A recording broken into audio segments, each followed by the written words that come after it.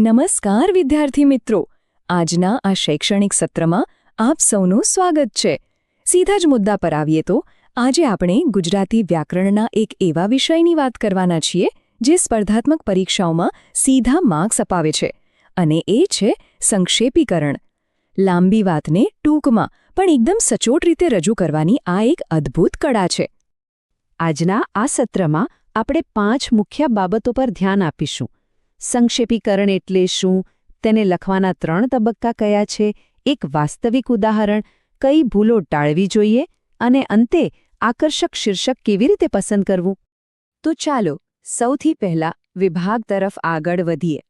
સંક્ષેપીકરણ એટલે ખરેખર શું? આ બાબતે વિદ્યાર્થીઓમાં રહેલી એક બહુ મોટી ગેરસમજ આપણે આજે દૂર કરવી છે. મોટાભાગના વિદ્યાર્થીઓ એવું માને છે કે જો આપેલા ફકરામાં 15-20 લાઈનો હોય તો તેમાંથી કોઈ પણ 5-7 લાઈનો બેઠી ઉતારી દેવી એટલે સંક્ષેપીકરણ. પણ જુઓ, આવું બિલકુલ નથી. સાચું સંક્ષેપીકરણ એ છે જેમાં તમે લાંબી માહિતીનો મૂળ અર્ક તારવી કાઢો અને પછી તેને તમારી પોતાની એકદમ સરળ અને મૌલિક ભાષામાં રજૂ કરો. અર્થ બદલાવો ન જોઈએ, બસ એની રજૂઆત ટૂંકી થવી જોઈએ. હવે પ્રશ્ન એ થાય કે આ અર્ક કાઢવો કેવી રીતે? તો એના માટે બીજા વિભાગમાં આપણે એક ચોક્કસ 3 તબક્કાની પદ્ધતિ સમજીશું. આ 3 પગથિયાં તમારા મગજમાં બરાબર બેસાડી લો. પહેલું પગથિયું છે ગ્રહણ, એટલે કે ફકરાને વાંચીને સમજવું. બીજું છે માહિતીને અલગ કરવી, એટલે કે કામનું શું છે અને નકામું શું છે તે નક્કી કરો. અને છેલ્લું પગથિયું છે નિર્માણ, એટલે કે તમારા પોતાના શબ્દોમાં નવું લખાણ તૈયાર કરવું. પહેલા તબક્કામાં એટલે કે વાંચન વખતે 3 વાર વાંચવાનો નિયમ ક્યારેય ભૂલતા નહીં. હા, બરાબર સાંભળ્યું, 3 વાર. પહેલી વાર ફકરો વાંચો ત્યારે માત્ર એટલું જ સમજો કે લેખક કહેવા શું માંગે છે. બીજી વાર વાંચો ત્યારે જુઓ કે કોઈ મહત્વની વાત છૂટી તો નથી જતી ને. અને ત્રીજી વાર વાંચતી વખતે જે સૌથી અગત્યના શબ્દો લાગે તેની નીચે લાઈન દોરો. હવે આવે છે બીજો તબક્કો. અહીં આપણે બિનજરૂરી વસ્તુઓની બાદબાકી કરવાની છે.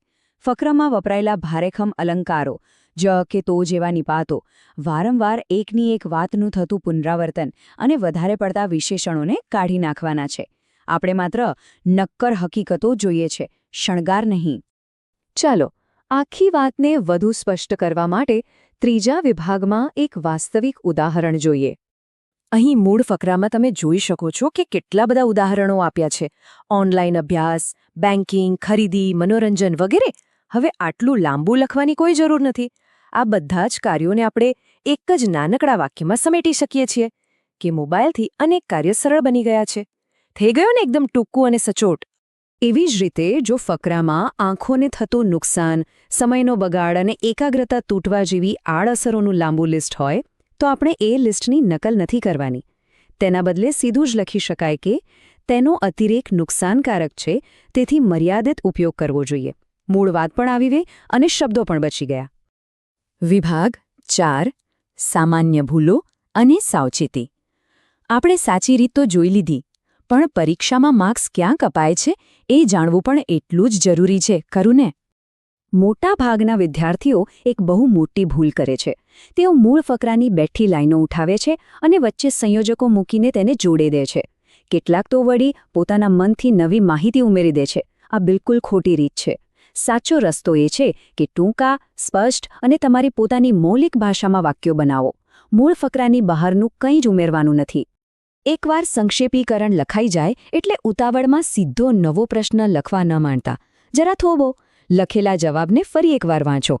ખાતરી કરો કે તમારું લખાણ મૂળ ફકરાના બરાબર ત્રીજા ભાગનું, એટલે કે 1/3 જેટલું જ છે ને.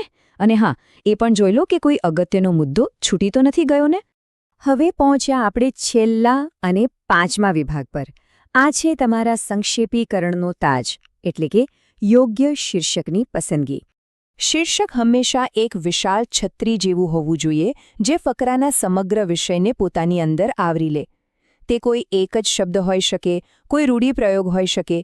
તમારું શીર્ષક એવું આકર્ષક હોવું જોઈએ કે પરીક્ષક વાંચે ત્યાં જ એમને ખ્યાલ આવી જવો જોઈએ કે આખા ફકરાનો મુખ્ય વિચાર શું છે. શીર્ષક લખ્યા પછી તમારી જાતને એક પ્રશ્ન જરૂર પૂછજો. શું પસંદ કરેલું શીર્ષક અને લખાયેલું સંક્ષેપીકરણ એકબીજા સાથે બરાબર મેળ ખાય છે? શું તે મૂળ સંદેશને યોગ્ય રીતે રજૂ કરે છે? આ નાનકડી આદત તમારા માર્ક્સમાં મોટો તફાવત લાવી શકે છે. તો વિદ્યાર્થી મિત્રો, આ સત્રના અંતે એક બહુ સુંદર વિચાર સાથે આપણે છૂટા પડીશું. સંક્ષેપીકરણમાં માત્ર શબ્દો જ ઘટતા નથી, વિચારો પણ શુદ્ધ થાય છે. આ માત્ર કાપકૂપ કરવાની યાંત્રિક પ્રક્રિયા નથી, આ તો વિચારોને સ્પષ્ટ અને ધારદાર બનાવવાની કળા છે. આજ પછી જ્યારે પણ કોઈ લેખ કે સમાચાર વાંચો, ત્યારે મનમાં ને મનમાં જ તેને ટૂંકાવવાનો પ્રયત્ન કરજો.